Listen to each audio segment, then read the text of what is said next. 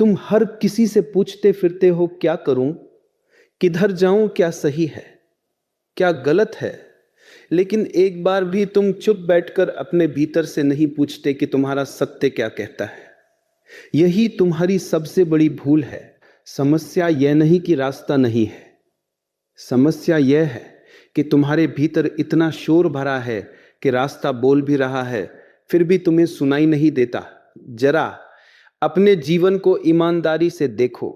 जो काम तुम आज कर रहे हो, क्या वह तुमने चुना था या किसी ने कहा कि यही ठीक रहेगा? इसमें सुरक्षा है, सम्मान है, भविष्य है, और तुम मुड़ गए। तुम्हारे भीतर कुछ और था। तुम्हारा मन किसी और दिशा में खिलता था। तुम्हें रंग पसंद थे, तुम्हारे हाथों में सृजन की ललक थी, तुम्हारी आंखों में एक अलग सपना था। लेकिन जब तुमने ये कहा तो चारों ओर से आवाजें आई, यह क्या करोगे, इससे क्या होगा, इसमें इज्जत कहाँ है। देखो फलाओं का लड़का क्या कर रहा है, देखो दुनिया किधर जा रही है। और तुम चुप हो गए। तुमने अपने भीतर की उस कोमल आवाज को दबा दिया और भीड़ की चिल्लाहट के पीछे चल दिए। अब तुम रोज उस काम पर जाते हो जहां तुम्हारा शरीर तो पहुंचता है लेकिन मन नहीं। तुम काम करते रहते हो लेकिन भीतर एक रीतापन है जो भरता ही नहीं। फिर तुम शिकायत करते हो कि आनंद नहीं मिलता, तृप्ति नहीं है, जीवन में कुछ खाली खाली सा है। लेकिन ये खालीपन आया कहां से? ये तुमने ही बनाया है। तुमने अपनी आवाज की जगह दूसरों की आवाज को बैठा दिया और अब हैरान हो कि ये जीवन अपना क्यों नहीं लगता। तुम काम सलाह से चुनते हो, संबंध डर से, और रास्ता भीड़ देखकर। जहां सब जा रहे हैं वहीं तुम भी चल देते हो। फिर कहते हो कि जिंदगी तुम्हारी मर्जी से नहीं चली। तो बताओ चलाई किसने? तुमने तो कभी अपनी सुनी ही नहीं। हर मोड़ पर तुमने किसी और की आंख उधार ली, किसी और का नक्शा पकड़ा और किसी और की परिभाषा को अपना सत्य मान लिया। और अब जब भटक गए तो कहते हो कि नियति ने साथ नहीं दिया। नियति ने तो रास्ता रखा था, तुमने ही उस पर चलने से मना कर दिया, क्योंकि वह रास्ता अकेला था और तुम अकेले चलने से डर गए। अब ये भी देखो कि अपनी इस हालत को छिपाने के लिए तुम क्या क्या करते हो।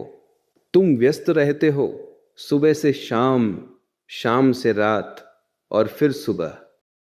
कोई कहेगा आगे बढ़ो, कोई कहेगा रुक जाओ, कोई कहेगा वो सही है, कोई अपने अनुभव से बोलेगा, कोई अपने डर से, कोई अपनी सफलता से, और कोई अपनी असफलता से।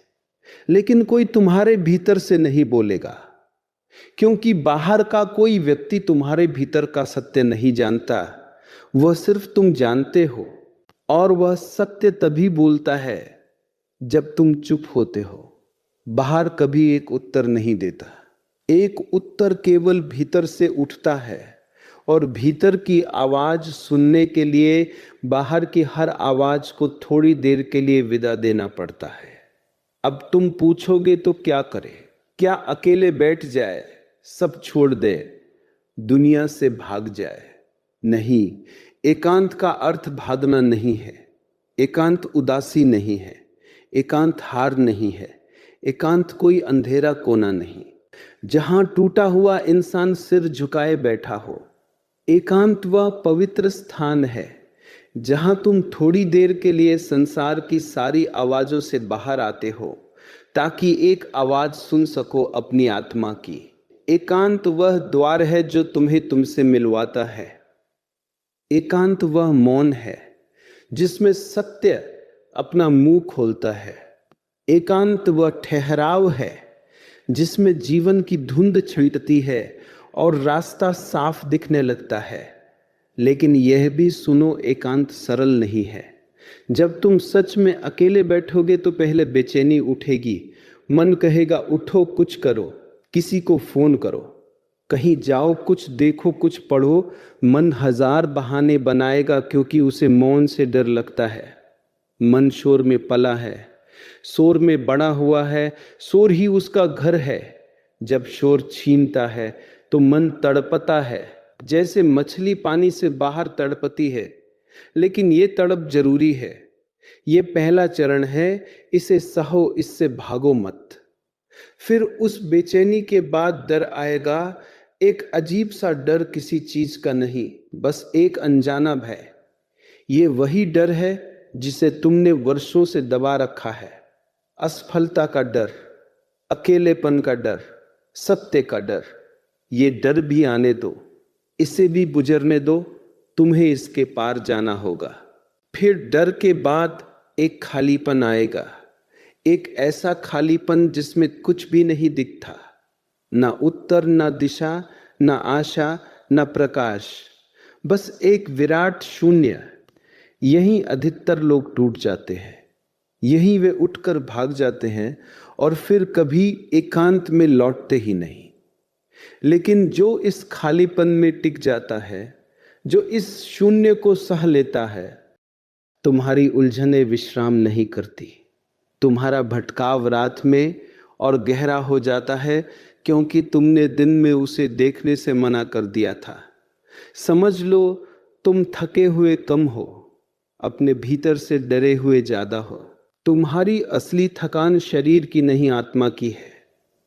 वह आत्मा जो पुकार रही है, मुझे सुनो, मुझसे मिलो, मुझे पहचानो, और तुम कान बंद किए भागे जा रहे हो।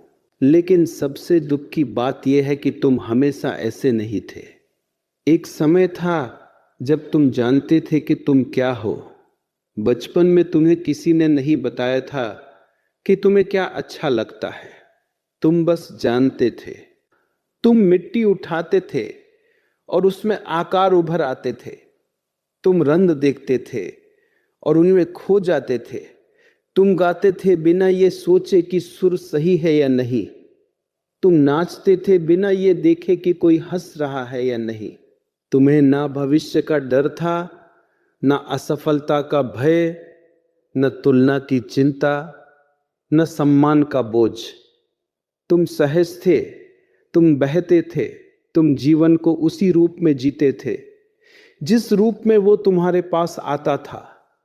फिर क्या हुआ? फिर दुनिया ने तुम्हें सिखाना शुरू किया। समाज ने तुम्हारे कान पकड़े और कहा, ऐसे मत करो, वैसे करो। परिवार ने कहा ये अच्छा है, वह अच्छा नहीं। शिक्षक ने कहा ये सही है, वो गलत। और धीरे धीरे, बहुत धीरे धीरे तुम्हारी अपनी आवाज दब गई। ऊपर से इतनी आवाजें चढ़ गई कि तुम भूल ही गए कि तुम्हारी अपने भी कोई आवाज थी। अब हालत यह है कि तुम्हें पूरी दुनिया सुनाई देती है, हर किसी की राय, हर किसी की सलाह, हर किसी की अपेक्षा, लेकिन तुम खुद को नहीं सुन पाते। वह जो तुम्हारे भीतर का बच्चा था, जो सहज जानता था, जो बिना पूछे चुनता था, जो बिना हिसाब के जीता था, वह अब भी तुम्हारे भीतर है। वह मरा नहीं है, बस दब गया है। तुम्हारे भीतर अभी भी वो आवाज सांस ले रही है, लेकिन तुमने उसके ऊपर शोर की इतनी परतें चढ़ा दी है कि उसकी पुकार तुम तक पहुंच ही नहीं पाती। और तुम जितने अधिक लोगों से पूछते हो, उतनी ही उलझन बढ़ती जाती है। ये समझो, बाहर से दिशा नहीं मिलती, बाहर से सिर्फ राय मिलती है, और राय का स्वभाव ही बिखराव है। एक प्रश्न लेकर 10 लोगों के पास जाओ, 10 अलग अलग उत्तर मिलेंगे। तुमने अपने चारों ओर काम का ऐसा जाल बुन लिया है कि रुकने की गुंजाइश ही नहीं बची। तुम सोचते हो कि ये जिम्मेदारी है, मेहनत है, समर्पण है, लेकिन जरा गहराई में उतर कर देखो, क्या सच में इतना काम है, या तुम काम की आड़ में खुद से भाग रहे हो?